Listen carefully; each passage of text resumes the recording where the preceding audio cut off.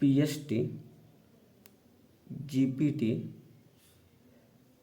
H S T R, ಹಾಗೆ T E T, so C T E T ಅವಶ್ಯಕತೆ ಇರುವಂತಹ ನಾವು ಪಠ್ಯಕ್ರಮವನ್ನು ನೋಡ್ತಾ ಇದ್ದಾವೆ. ಸೊ ಎಸ್ ಎಸ್ ಎಲ್ ಸಿಯಲ್ಲಿರುವಂತಹ ವೃತ್ತಗಳ ಅಧ್ಯಾಯದ ಮೇಲಿನ ಸಮಸ್ಯೆಗಳನ್ನು ನೋಡ್ತಾ ಇದ್ದಾವೆ ನೋಡ್ರಿ.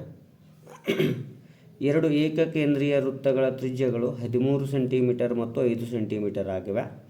ಚಿಕ್ಕ ವೃತ್ತಕ್ಕೆ ಸ್ಪರ್ಶಕವಾಗಿರುವಂಥ ದೊಡ್ಡ ವೃತ್ತದ ಜಾದ ಉದ್ದವೆಷ್ಟು? ಅರ್ಥ ಮಾಡ್ಕೊಳ್ರಿ, ಏಕಕೇಂದ್ರೀಯ ವೃತ್ತಗಳು ಅಂದರೆ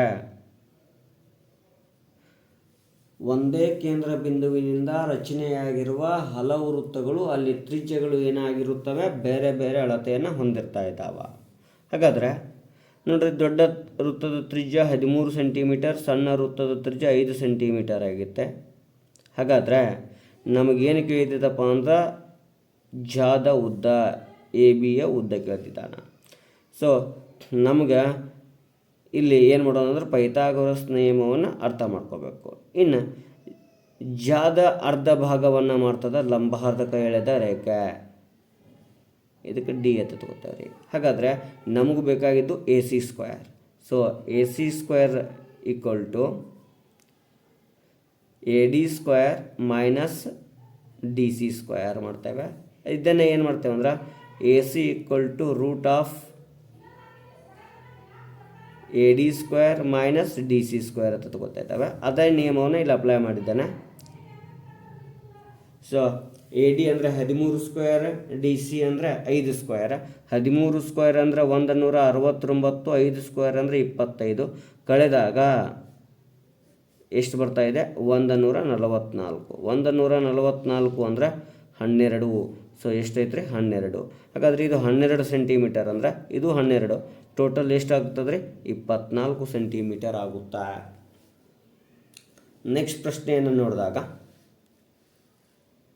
ಓ ಕೇಂದ್ರದಿಂದ ಬಾಹ್ಯ ಬಿಂದುವಿಗೆ ಪಿಗೆ ಎಳೆದ ರೇಖೆಯು ಒ ಪಿ 25 ಸೆಂಟಿಮೀಟರ್, ಪಿನಿಂದ ವೃತ್ತಕ್ಕೆ ಎಳೆದ ಸ್ಪರ್ಶಕ ಪಿ ಟಿ 24 ಸೆಂಟಿಮೀಟರ್ ಆದರೆ ವೃತ್ತದ ವ್ಯಾಸ. ಸೊ ಇದು ಸೇಮ್ ಏನು, ಸ್ಪರ್ಶಕಕ್ಕೆ ವೃತ್ತಕೇಂದ್ರದಿಂದ ಎಳೆದ ರೇಖೆಯು ಲಂಬವಾಗಿರುತ್ತೆ, ಅಂದರೆ ಲಂಬಕೋನ ಉಂಟು ಮಾಡ್ತಾ ಇದೆ. ಹಾಗಾದರೆ ವಿಕರ್ಣ ಯಾವುದು? ಒ ಪಿ ಸ್ಕ್ವೇರ್. ಸೊ ವಿಕರ್ಣದ ವರ್ಗ ಅಂದರೆ ಒ ಪಿ ಸ್ಕ್ವೇರ್ ಅವಶ್ಯಕತೆ ಬೇಡ, ಪಿ ಟಿ ಸ್ಕ್ವೇರ್ ಕೊಟ್ಟಿದ್ದಾನೆ. ಬೇಕಾಗಿದ್ದು O T square equal to O P square, ವಿಕರ್ಣದ ವರ್ಗ ಮೈನಸ್ ಇನ್ನೊಂದು ಬಾಹುವಿನ ವರ್ಗ P T square. So O T equal to root of O P square minus P T square ಅಂತ ತಗೋತಾ ಇದ್ದಾವೆ.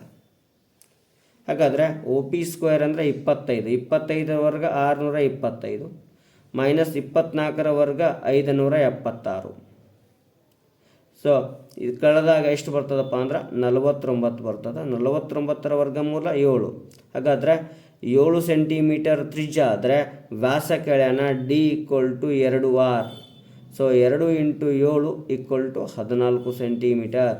ಸರಿಯಾದ ಉತ್ತರ ಆಪ್ಷನ್ ಬಿ ಆಗಿದೆ. ನೆಕ್ಸ್ಟ್ ಕ್ವಶನ್ ನೋಡ್ರಿ, ವೃತ್ತ ಓ ಕೇಂದ್ರವಿರುವ ವೃತ್ತಕ್ಕೆ ಪಿ ಎ ಮತ್ತು ಪಿ ಬಿ ಸ್ಪರ್ಶಕಗಳು A P B 70 degree, A P B 70 degree ಆದರೆ ಎ ಒ ಬಿ ಅಳತೆ ಎಷ್ಟು? ನೋಡ್ರಿ,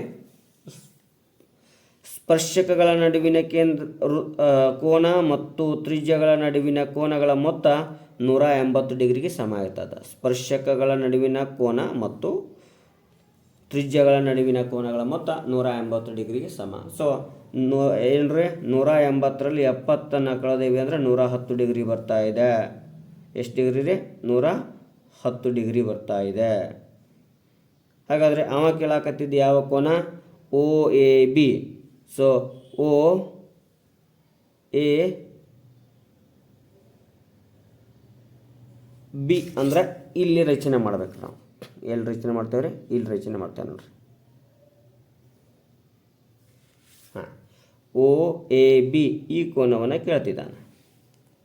ಹಾಗಾದರೆ ತ್ರಿಭುಜದ ಒಳಕೋನಗಳ ಮೊತ್ತ ನೋಡಬೇಕು. ಇನ್ನು ಎ ಒ ಮತ್ತು ಬಿ ಒ ಸಮ ಅದಾವ.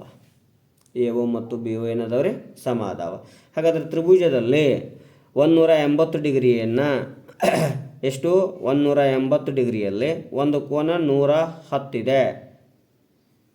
ಹಾಗಾದರೆ ಎಷ್ಟು ಡಿಗ್ರಿ ಉಳಿಯಿತು? 70 ಡಿಗ್ರಿ ಉಳಿಯಿತು. ಇನ್ನು ಅಭಿಮುಖ ಬಾಹು ಸಮನಾದ ಬಾಹುಗಳ ಅಭಿಮುಖ ಕೋನಗಳು ಸಮ. ಕೋನ ಬಿ ಮತ್ತು ಕೋನ ಎ ಸಮ ಆಗುತ್ತಾ? ಅದನ್ನು 2ರಿಂದ ಭಾಗಾಕಾರ ಮಾಡೋಣ. ಎಷ್ಟಾಗ್ತದ್ರೆ 35 ಡಿಗ್ರಿ. ಹಾಗಾದರೆ ಇದು 35 ಆಗುತ್ತಾ? ಇದು ಕೂಡ ಎಷ್ಟಾಗ್ತದೆ? 35 ಆಗುತ್ತಾ? ಅವ ಕೇಳಿದ್ದು ಒ ಎ ಬಿ. ಸೊ ಸರಿಯಾದ ಉತ್ತರ ಆಪ್ಷನ್ ಎ 35 ಡಿಗ್ರಿ. ನೆಕ್ಸ್ಟ್ ನೋಡ್ರಿ, ಒಂದು ಚತುರ್ಭುಜ ಎ ಬಿ ಸಿ ಡಿಯು ವೃತ್ತವನ್ನು ಪೂರ್ಣವಾಗಿ ಆವರಿಸಿದೆ. A B 6 centimetre, B C 7 centimetre, C D 4 centimetre ಆದರೆ ಎ ಡಿಯ ಉದ್ದ. ಸೊ ಇಲ್ಲಿ ನಮ್ಗೆ ಒಂದು ನಿಯಮ ಐತ್ರಿ. ಆ ನಿಯಮದ ಪ್ರಕಾರ ಹೋಗ್ಬೋದು. ಏನಪ್ಪ ಅಂದ್ರೆ ಎ ಬಿ ಸಿ ಡಿಗಳ ಮೊತ್ತ ಅಂದ್ರೆ ಅಭಿಮುಖ ಬಾಹುಗಳ ಮೊತ್ತ ಮತ್ತು ಇನ್ನೊಂದು ಅಭಿಮುಖ ಬಾಹುಗಳ ಮೊತ್ತಕ್ಕೆ ಸಮನಾಗಿರ್ತಾ ಇದೆ. ಯಾವಾಗ ಅಂದರೆ ಚತುರ್ಭುಜದಲ್ಲಿ ವೃತ್ತವನ್ನು ಅಂತಸ್ಥವಾಗಿರಿಸಿದಾಗ ಈ ನಿಯಮ ರೀ. ಹಾಗಾದರೆ ಇದರ ಸಮಸ್ಯೆಯನ್ನು 10ನೇ ತರಗತಿ ಒಳಗಡೆ ಬಿಡಿಸಿರ್ಬೋದು. ಸೊ ಹೀಗಾಗಿ A B 6 + 4 plus A D ನೋಡ್ರಿ 6 + 4 = A D plus B C ಎಷ್ಟೈತಿ 7 ಇದೆ. 6 + 4 10 = A D plus 7. 10 - 7 = A D. So A D = ಎಷ್ಟು ಸೆಂಟಿಮೀಟರ್? 3 ಸೆಂಟಿಮೀಟರ್. ಸರಿಯಾದ ಉತ್ತರ ಆಪ್ಷನ್ ಎ. ಈ ರೀತಿ ಐತೆ ನೋಡ್ರಿ. R1 ಮತ್ತು R2.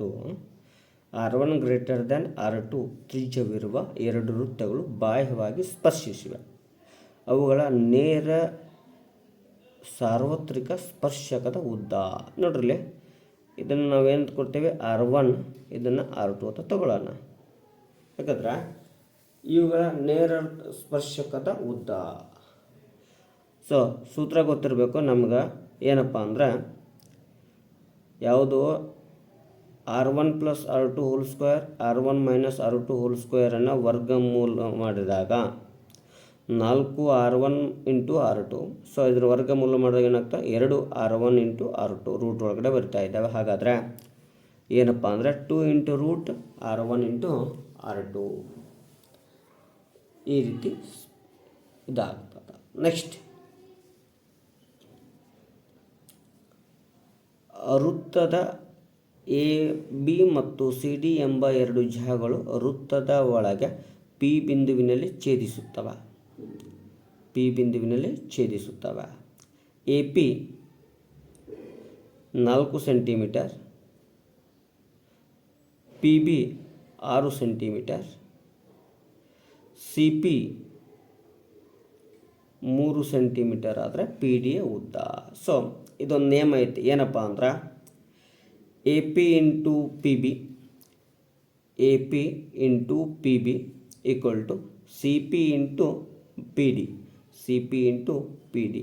ಅಂದರೆ ಒಳಗಿರುವ ಜಾಗಗಳು ಪರಸ್ಪರ ಛೇದಿಸಿದಾಗ ಆ ಜಾಗಗಳ ಭಾಗಗಳ ಗುಣಲಬ್ಧಕ್ಕೆ ಮತ್ತೊಂದು ಜಾಗದ ಭಾಗಗಳ ಗುಣಲಬ್ಧ ಸಮನಾಗಿರ್ತಾ ಇದೆ. ಹಾಗಾದರೆ 4 × 6 = 3 × P D. So 3 × 1 = 3 × 2 = 4 × 2 = 8. P D ಎಷ್ಟೈತ್ರಿ? 8 ಸೆಂಟಿಮೀಟರ್ ಇದೆ. ನೆಕ್ಸ್ಟ್, ಆರ್ ತ್ರಿಜ್ಯವಿರುವ ವೃತ್ತದ ಪರಿಧಿಯ ಮೇಲಿನ ಪಿ ಬಿಂದುವಿನಲ್ಲಿ ಎಳೆದ ಸ್ಪರ್ಶಕಕ್ಕೆ ಸಮಾಂತರವಾಗಿರುವ ಜಾದ ಗರಿಷ್ಠ ಉದ್ದ. ನೋಡ್ರಿ, ಇಲ್ಲೊಂದು ಸ್ಪರ್ಶಕವನ್ನು ಎಳೆದಿದ್ದೇವೆ. ಯಾವುದು? XY. ಈ XY ಸ್ಪರ್ಶಕಕ್ಕೆ ಸಮಾಂತರವಾಗಿ ಎಳೆದಂತಹ ಗರಿಷ್ಠ ದೊಡ್ಡ ಜ ಯಾವುದಾಗಿರ್ತದಪ್ಪ ಅಂದ್ರೆ ವ್ಯಾಸವಾಗಿರ್ತಾ ಇದೆ. ಹಾಗಾದ್ರೆ ವ್ಯಾಸ ಅಂದರೆ 2R ಅಂತ ತೆಗೆದುಕೊಳ್ತಾ ಇದ್ದಾವೆ. ಅಂದರೆ ತ್ರಿಜ್ಯದ 2ರಷ್ಟು. ನೆಕ್ಸ್ಟ್ ಪ್ರಶ್ನೆ ನೋಡ್ರಿ, ಹೀಗಿದೆ. ಎ ಬಿ ಸಿ ತ್ರಿಭುಜದ ಒಳಗೆ ಅಂತಸ್ಥ ವೃತ್ತವನ್ನು ರಚಿಸಲಾಗಿದೆ. ಅದನ್ನು ಅದು ಬಾಹುಗಳನ್ನು ಪಿ ಕ್ಯೂ ಆರ್ನಲ್ಲಿ ಸ್ಪರ್ಶಿಸುತ್ತದೆ. A B 10 centimetre, B C 12 centimetre, C A 8 centimetre ಆದರೆ ಎ ಪಿಯ ಉದ್ದವೆಷ್ಟು? ಎ ಪಿಯ ಉದ್ದವೆಷ್ಟು?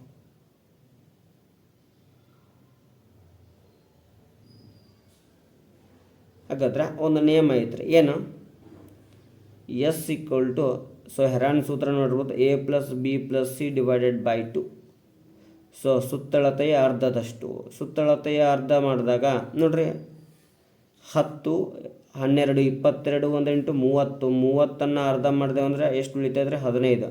ಸೊ ಆ ಸುತ್ತಳತೆಯ ಅರ್ಧವನ್ನು ಎ ಪಿ ಬಾಹುವಿನಲ್ಲಿ ಬಿ ಸಿ ಬಾಹುವನ್ನು ಕಳೆದು ಬಿಡೋಣ. ಬಿ ಸಿ ಬಾಹು ಎಷ್ಟೈತೆ? 12. ಅಂದರೆ 12 ಸರ್, ಬಿ ಸಿನೇ ಯಾಕೆ ಕಳಿಬೇಕ್ರಿ ಅಂದರೆ ಗರಿಷ್ಠ ಬಾಹುವನ್ನು ಕಳಿಬೇಕಾಗ್ತದೆ. ಹೀಗಾಗಿ ಎಷ್ಟು ಉಳಿತದ್ರಿ? ಅದು 3 ಸೆಂಟಿಮೀಟರ್ ಉಳಿತಾ ಇದೆ. ಸೊ ಸರಿಯಾದ ಉತ್ತರ ಎಷ್ಟು ರೀ? 3 ಸೆಂಟಿಮೀಟರ್. ಎಷ್ಟು ಸೆಂಟಿಮೀಟರ್ ಆಗ್ತದೆ ರೀ? 3 ಸೆಂಟಿಮೀಟರ್ ಆಗ್ತಾ ಇದೆ. ನೆಕ್ಸ್ಟ್ ನೋಡ್ರಿ, ಒಂದು ತ್ರಿಕೋನದ ಬಾಹುಗಳ ಅಳತೆಯು 6 ಸೆಂಟಿಮೀಟರ್, 8 ಸೆಂಟಿಮೀಟರ್, 10 ಸೆಂಟಿಮೀಟರ್ ಆಗಿದ್ದರೆ ಅದರ ಪರಿವೃತ್ತ ತ್ರಿಜ್ಯ ಎಷ್ಟು? ಸ್ವಲ್ಪ ಬಾಹುಗಳ ಅಳತೆಯನ್ನು ನೋಡಿದಾಗ ನಮ್ಗೆ ಅರ್ಥ ಆಗಿಬಿಡ್ತದೆ, ಇದೊಂದು ಪೈಥಾಗೊರಸ್ ಅಥವಾ ಲಂಬಕೋನ ತ್ರಿಭುಜ ಆಗಿರುತ್ತದೆ ಪೈಥಾಗೊರಸ್ ನಿಯಮದ ಪ್ರಕಾರ. ಹಾಗಾದ್ರೆ 6 ಸೆಂಟಿಮೀಟರ್ ಒಂದು, 8 ಸೆಂಟಿಮೀಟರ್ ಒಂದು, ಅದರ ವಿಕರ್ಣ 10 ಸೆಂಟಿಮೀಟರ್. ಹಾಗಾದರೆ ತ್ರಿಜ್ಯ ಕೇಳಿದಾನ, ಈ ವಿಕರ್ಣದ ಅರ್ಧದಷ್ಟು ಎಷ್ಟಪ್ಪ ಅಂದರೆ 10/2 ಅಂದರೆ 5 ಸೆಂಟಿಮೀಟರ್. ಲಂಬಕೋನ ತ್ರಿಕೋನದ ಪರಿವೃತ್ತದ ವ್ಯಾಸ ಕರ್ಣನೆ ಆಗಿರ್ತಾ ಇದೆ. ಅಂದರೆ ಈ ಲಂಬಕೋನ ತ್ರಿಭುಜವನ್ನು ವೃತ್ತದಲ್ಲಿ ಅಂತಸ್ಥವಾಗಿರಿಸಬೇಕಾಗಿತ್ತು ಅಂದರೆ ಆ ವೃತ್ತ ಕೇಂದ್ರ ಎಲ್ಲಿರ್ತದಪ್ಪ ಅಂದರೆ ವಿಕರ್ಣದ ಮಧ್ಯದಲ್ಲಿರ್ತಾ ಇದೆ.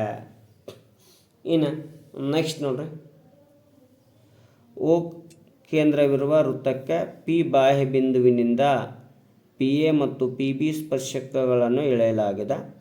ತ್ರಿಭುಜ ಪಿ ಎ ಬಿಯು ಸಮಬಾಹು ತ್ರಿಕೋನವಾಗಿದ್ದರೆ ಅಥವಾ ತ್ರಿಭುಜವಾಗಿದ್ದರೆ ಎ ಒ ಬಿ ಅಳತೆ ಎಷ್ಟು? ನೋಡ್ರಿ, ಇದು ಸಮಬಾಹು ತ್ರಿಭುಜ ಅಂತ ಹೇಳಿದ್ದೇವೆ. ಹಾಗಾದರೆ ಇದು 60 ಡಿಗ್ರಿ ಆಗುತ್ತಾ? ಇದು 60 ಡಿಗ್ರಿ ಆಗುತ್ತಾ? ಇದು 60 ಡಿಗ್ರಿ ಆಗುತ್ತಾ? ಹಾಗಾದ್ರೆ ಸ್ಪರ್ಶಕಕ್ಕೆ ಕೇಂದ್ರದಿಂದ ಎಳೆದ ಲಂಬ ಆಗಿರ್ತದೆ ಅಂತ ಹೇಳೀವಿ. ಹಾಗಾದರೆ ಇದು ಲಂಬ ಆಗಬೇಕು. 60 ಡಿಗ್ರಿ ಕಳೆದೇವಿ ಅಂದರೆ ಎಷ್ಟು ಡಿಗ್ರಿ ಉಳಿತದ? 30. ಇಲ್ಲಿ 60 ಕಳೆದೇವು ಅಂದ್ರೆ ಎಷ್ಟು ಉಳಿತದ್ರಿ? 30 ಉಳಿತದ. ಹಾಗಾದರೆ ಟೋಟಲ್ ಎಷ್ಟಾಯಿತು? 60 ಡಿಗ್ರಿ ಆಯಿತು. ಇನ್ನು ಎ ಒ ಬಿ, ಸೊ ತ್ರಿಭುಜದ ಒಳಕೋನಗಳ ಮೊತ್ತ 180 ಡಿಗ್ರಿ. 60 ಕಳೆದೇವು ಅಂದರೆ 120. ಒಂದು ಮೆಥಡ್. ಎರಡನೇ ಮೆಥಡ್, ಸ್ಪರ್ಶಕಗಳ ನಡುವಿನ ಕೋನ ಮತ್ತು ತ್ರಿಜ್ಯಗಳ ನಡುವಿನ ಕೋನ 180 ಡಿಗ್ರಿಗೆ ಸಮ ಆಗಿರ್ತದೆ. 180 ಡಿಗ್ರಿಗೆ 60 ಡಿಗ್ರಿ ಕಳೆದೇವು ಅಂದ್ರೆ 120 ಡಿಗ್ರಿ.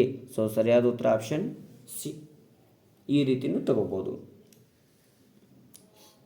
ನೆಕ್ಸ್ಟ್ ನೋಡ್ರಿ, 4 ಸೆಂಟಿಮೀಟರ್ 9 ಸೆಂಟಿಮೀಟರ್ ತ್ರಿಜ್ಯವಿರುವ 2 ವೃತ್ತಗಳು ಬಾಹ್ಯ ಸ್ಪರ್ಶಿಸಿದಾಗ ನೇರ ಸ್ಪರ್ಶಕದ ಉದ್ದ ಎಷ್ಟು? ಸೊ ಈಗಾಗಲೇ ಹಿಂದಿನ ಪ್ರಶ್ನೆಯಲ್ಲಿ ಸೂತ್ರವನ್ನು ನೋಡಿದ್ದೇವೆ. ಇಲ್ಲಿ ನಾವು ಸೂತ್ರದ ಪ್ರಕಾರ ಹೋಗಬೇಕಾದ್ರೆ 2 × √R1 × R2, 2 × √R1 4 × 9 ಅಂದರೆ ತ್ರಿಜ್ಯಗಳು.